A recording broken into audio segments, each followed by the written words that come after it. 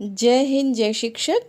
Welcome back to my channel. साथियों, Diksha platform पर जो 6 कोर्स चल रहे हैं उनके 3 कोर्स के नोट्स मैं आप लोगों को प्रोवाइड कर चुकी हूँ। आज मैं इस वीडियो में चौथा कोर्स शिक्षण अधिगम सामग्री के जो नोट्स मैंने बनाए हैं वो लेकर आई हूँ और आपके साथ शेयर कर रही हूँ। आपको अच्छे लगे तो आप इसे नोट कर लीजिएगा कॉपी में। और आगे नेक्स्ट जो 2 कोर्स हैं उनके भी नोट्स मैं लेकर आऊँगी, तो मेरे चैनल को सब्सक्राइब करना बिल्कुल ना भूलें। साथ ही बेल आइकन भी प्रेस कर दें ताकि नोटिफिकेशन टाइम से मिल सके। तो चलिए शुरू करते हैं आज का वीडियो। दीक्षा कोर्स में जो चौथा कोर्स है यानी कि शिक्षण तकनीक 4, वह है शिक्षण अधिगम सामग्री यानी कि टीचिंग लर्निंग मटेरियल। इसके लिए परामर्शदाता हैं श्री आनंद कुमार पांडे, यूनिट इंचार्ज गुणवत्ता प्रकोष्ठ समग्र शिक्षा उत्तर प्रदेश, और श्रीमती शिखा शुक्ला, विशेषज्ञ गुणवत्ता प्रकोष्ठ समग्र शिक्षा उत्तर प्रदेश। और इसका संयोजन व समन्वयन किया है श्री PM अंसारी, राज्य सलाहकार गुणवत्ता शिक्षा समग्र शिक्षा उत्तर प्रदेश। यह भी ध्यान आकर्षण हस्त पुस्तिका से लिया गया है और इस तकनीक का विस्तृत विवरण आपको ध्यान आकर्षण हस्त पुस्तिका के प्रश्न संख्या 33 पर मिल जाएगी। आप चाहें तो वहाँ से भी देख सकते हैं। यदि इसका हम उद्देश्य की बात करें तो इसका उद्देश्य है कि कक्षा शिक्षण को रोचक एवं सहज बनाना, जिससे विद्यार्थियों का सीखना सुगम, रोचक व स्थायी हो। इसके लिए अब आगे बढ़ते हैं। तो शिक्षण अधिगम सामग्री होती क्या है, पहले ये समझ लें।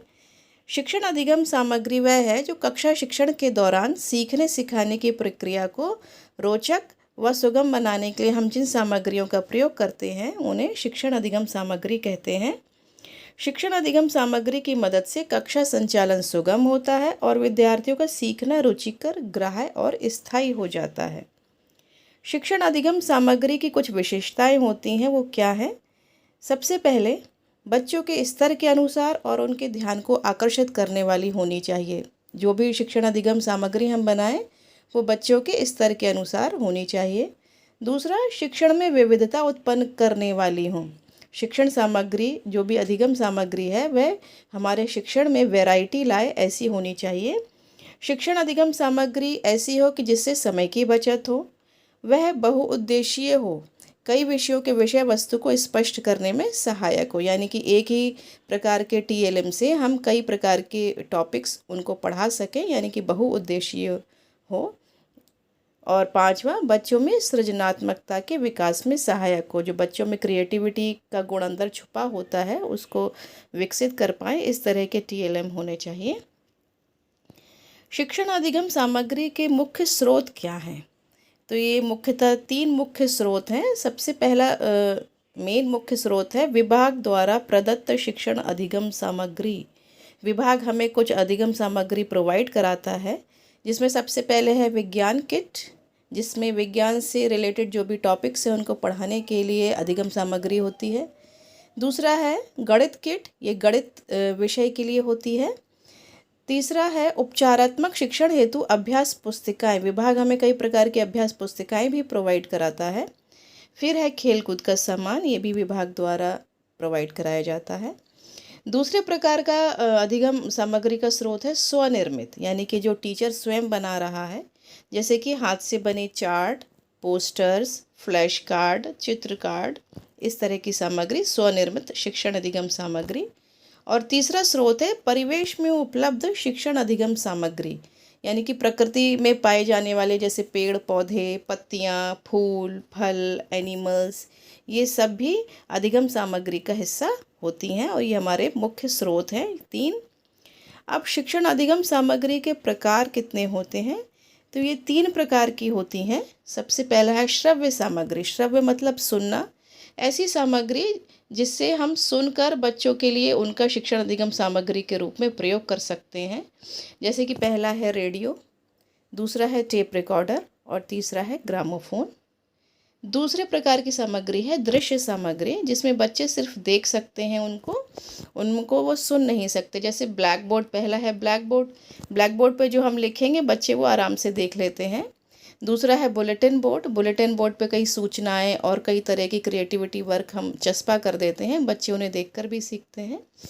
तीसरा है नक्शा, चौथा है चार्ट, फिर ग्लोब और स्थिर या कार्यकारी मॉडल, फिर है फ्लैश कार्ड, चित्रकथाएं, वर्णमाला आकृति और गिनतारा। तो ये सभी दृश्य सामग्री का हिस्सा है।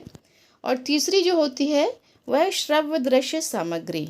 श्रव्य दृश्य सामग्री जिसमें हम बच्चों को ऐसी सामग्री उपलब्ध कराते हैं कि वो देख भी सकें और उसे सुन भी सकें।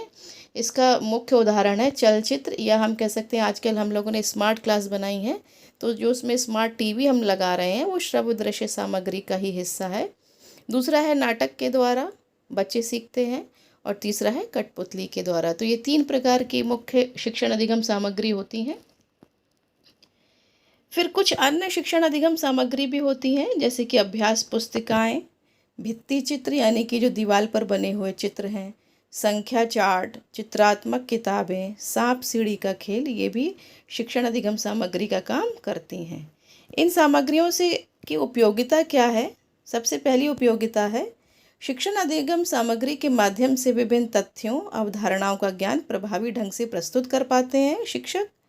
दूसरा, बच्चे अपने ज्ञानेंद्रियों के उपयोग से स्वयं करके सीख रहे होते हैं, जिसके फलस्वरूप उनका सीखना अधिक रोचक और स्थायी हो जाता है। तीसरा है शिक्षण अधिगम सामग्री सीखने सिखाने की प्रक्रिया को हृदयग्राही और बोधगम्य बनाती है। शिक्षण अधिगम सामग्री बनाते समय कुछ बातें हमें ध्यान रखनी होती हैं। तो चलिए देखते हैं वो ध्यान रखने योग्य बातें कौन कौन सी हैं। सबसे पहली बात है पर्याप्तता, यानी कि जो भी अधिगम सामग्री बनी हो वो सभी बच्चों के लिए पर्याप्त मात्रा में उपलब्ध हो। ऐसा ना हो कि किसी बच्चे को मिल जाए और किसी बच्चे को ना मिल पाए। दूसरा है निर्माण समय। जो शिक्षण अधिगम सामग्री हम बना रहे हैं उसके निर्माण में ज़्यादा समय ना लगे, इस तरह की सामग्री बनाएं। तीसरा, सुविधाजनक, उसको प्रयोग करने में सुविधा हो, कोई कठिनाई बच्चों को ना आने पाए। चौथा है अल्प लागत, यानी कि शून्य निवेश, धन कम खर्च हो, कम से कम खर्च में वो शिक्षण सामग्री बन पाए। पांचवा है नकारात्मक प्रभाव ना डाले, यानी कि बच्चों की जो मनोवृत्ति है उस पर कोई भी बैड इफ़ेक्ट या गलत प्रभाव उस शिक्षण अधिगम सामग्री के द्वारा ना आए, इसका हमें ज़रूर ध्यान रखना है। और छठवां है रिसाइकलिंग, यानी कि पुनः चक्रण, परिवेशीय संसाधनों के साथ अनुपयोगी वस्तुओं का प्रयोग हो, यानी कि वेस्ट मटेरियल जो हमारे आसपास या परिवेश में होते हैं, घर पे भी होते हैं, उनकी मदद से हम शिक्षण अधिगम सामग्री का निर्माण कर पाएँ, इसे ही रिसाइकलिंग कहेंगे। उदाहरण के लिए इस कोर्स में 2-3 उदाहरण दिए हैं। पहला है विज्ञान की कक्षा में एक टीचर रक्त परिसंचरण की क्रियाविधि कार्यकारी मॉडल द्वारा प्रदर्शित कर रहे हैं। इससे क्या लाभ हुआ कि बच्चों को प्रकरण की स्पष्ट समझ आई, उनके अंदर प्रकरण की स्पष्ट समझ विकसित हो पाई। दूसरा, विद्यार्थियों की सोच व खोज की प्रवृत्ति को भी प्रोत्साहन मिला। दूसरे उदाहरण में गणित की कक्षा में वृत्त का क्षेत्रफल गणित की किट के द्वारा एक शिक्षक द्वारा समझाया गया, जिससे विषय वस्तु को सरल रूप में विद्यार्थियों के सामने में प्रस्तुत करने में आसानी हुई और बच्चों को समझ भी अच्छे से आया। इसके लाभ क्या होते हैं? यदि हम शिक्षण अधिगम सामग्री से शिक्षण कार्य करते हैं तो इसका लाभ क्या है? पहला, बच्चों को स्वयं करके सीखने के अवसर प्राप्त होंगे। दूसरा, कक्षा जीवंत होगी, बच्चे उससे जुड़ाव महसूस करेंगे और आनंदपूर्वक तरीके से सीखेंगे। तीसरा, बच्चे पाठ में रुचि लेंगे। चौथा, बच्चों की विषय वस्तु पर स्पष्ट समझ बनेगी। तो इसका कुल मिलाकर सार यही है कि शिक्षण अधिगम सामग्री के प्रयोग से न सिर्फ हमारा शिक्षण प्रभावी होता है, अपितु सीखने की प्रक्रिया रुचिकर और बच्चों के अधिगम को स्थायी बनाती है। किसी भी प्रकरण को पढ़ाने से पूर्व कक्षा में शिक्षण अधिगम सामग्री की उपलब्धता और शिक्षण में उपयोग सुनिश्चित करना चाहिए, जिससे कि सीखने सिखाने की प्रक्रिया आनंददायी हो सके। उम्मीद करती हूँ आपको मेरे ये नोट्स भी अच्छे लगे होंगे। फिर मिलूँगी नेक्स्ट नोट्स के साथ। तब तक के लिए थैंक यू फॉर वॉचिंग।